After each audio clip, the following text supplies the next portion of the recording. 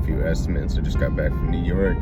So what I'm going to be doing is I'm going to be doing a estimate for a concrete driveway repair, and doing a estimate for a tile, I believe the next one is. And then I also have an estimate for a pool rescreening.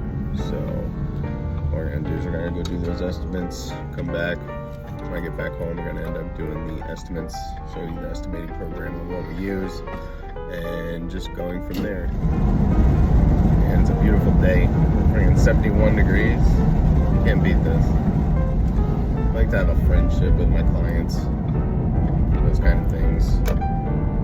Makes it for a better job. If people are kind of like stiffy and all that other kind of stuff, is that they don't really make good clients. So make sure you check out the vibe. You gotta remember, they're not just hiring you, you're also going to work for them. So you always gotta make sure you have that vibe with them. If you don't have that vibe, if there ain't like, it's just like some sort of like friendship or joking around, like they you might have a little bit of a tough time. But that could always come over time. They could just be shy people at first, but most of the time you can kind of judge what it's going to be like just by the people's personalities and how you guys are going about talking and vibing and all that kind of fun stuff. Also, when you're going to look at these jobs, make sure you guys are clean cut. Try to look decent. Don't go in there looking like a freaking bum, because you gotta remember, people do judge books by the covers, no matter how much people say you shouldn't. And people still do. So you always gotta make sure you're kind of decently dressed. You always gotta make sure you have the haircut, the shave, all that other kind of fun stuff. Make sure it's not sloppy. If it's coming in a little bit, a couple days old, it's not that big of a deal. $3.26 a gallon down here. I was just in New York, and it was about the same price. If you say southern prices are a little cheaper, yeah, okay.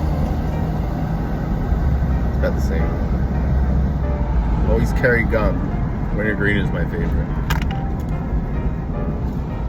Alright, we're about to be coming up to this house. I'll let you guys know how it goes right after.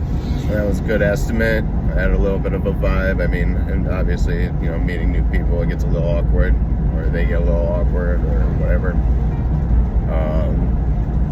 But nothing you can't get through. But we're going to be looking at tile for this lady. She had a back porch where her subfloor is a raised subfloor underneath, which is plywood above a concrete pad. So what we do when it comes to that is we have to end up taking out the tile, taking out the plywood, and getting that all that taken care of, and then replacing afterwards. So now we just got to get her an estimate for all that. She also needed a bathroom tile floor taken out because she's going to be putting laminate into the bathroom there. So we're going to go back to the office.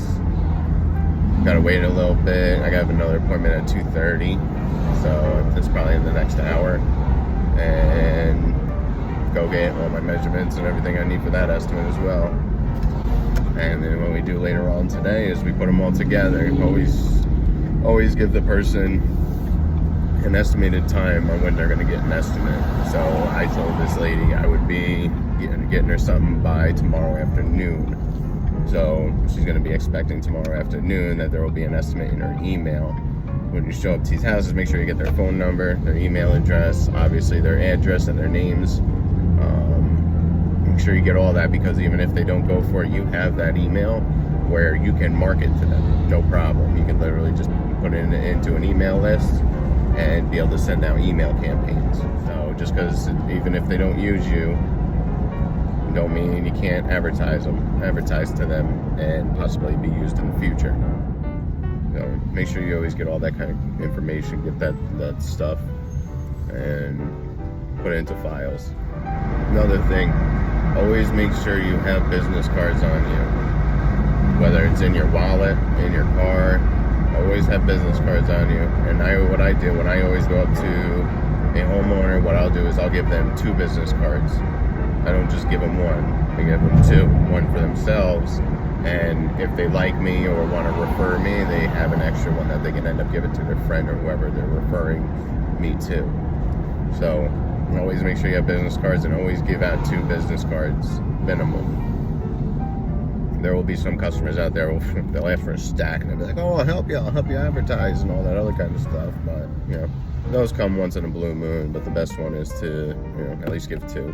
So, alright, hope you guys enjoy the video, and we get this kind of set. So, day in the life of Jamie Aberto, Certitec Remodeling and Repair. Woo!